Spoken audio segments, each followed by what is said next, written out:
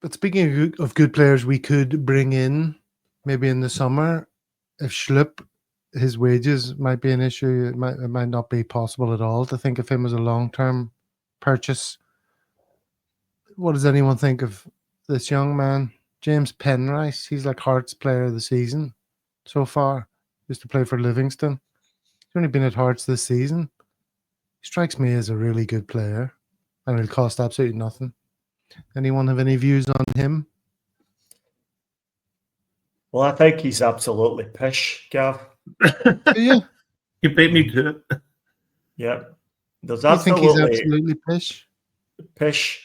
Absolutely pish. He's a million miles away from being a Celtic player. Yeah. Get a grip.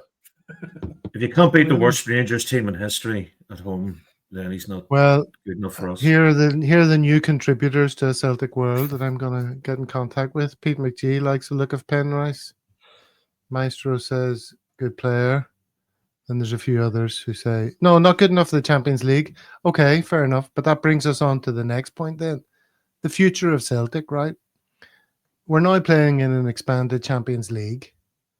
We're playing on the domestic front and in a Champions League that will continue to expand or be replaced by some alternative Euro League thingy. Are we not getting closer to the situation where we almost have two squads, a domestic and a European one? And I would have thought that the likes of Penrice would be perfectly good enough for the domestic one. And if you've got KT fit and able, he's obviously your man for the bigger games.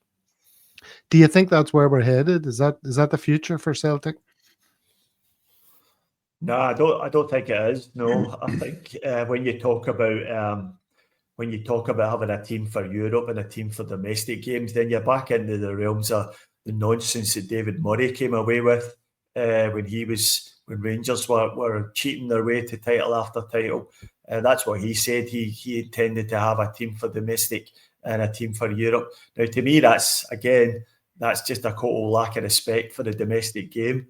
I think, if you've got what we should have is a squad with genuine competition for places, with two players for each position who are as close as we can get in terms of quality.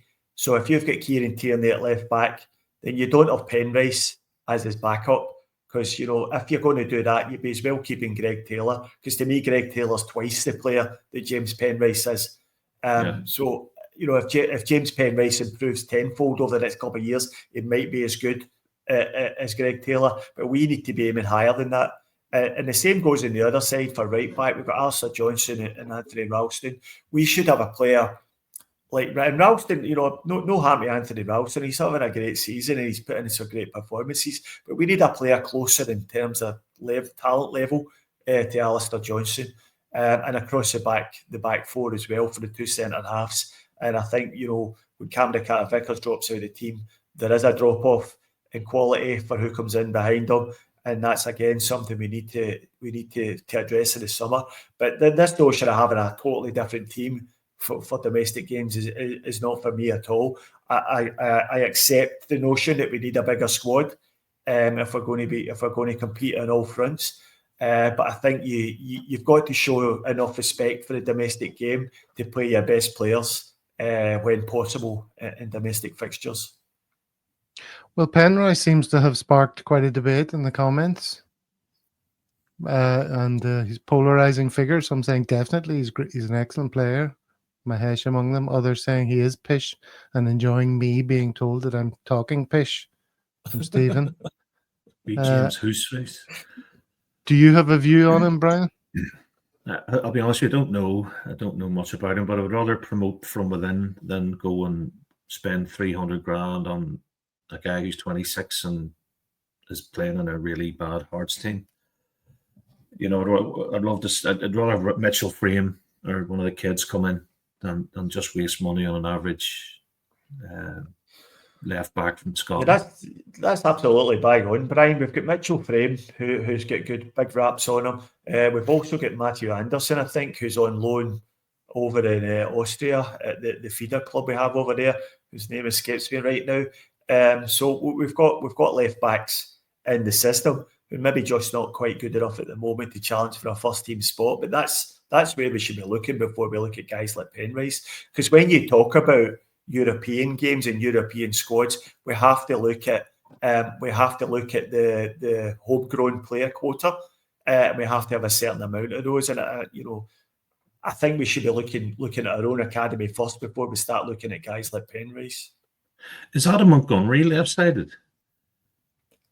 Yeah, he is. Yeah. Yeah, he was playing. He's on loan to not Queen's Park. He's actually on loan at Queen's Park. He was actually Yes. the guy who gave the penalty away in the last minute of the game against Ireland. So that was Adam Montgomery.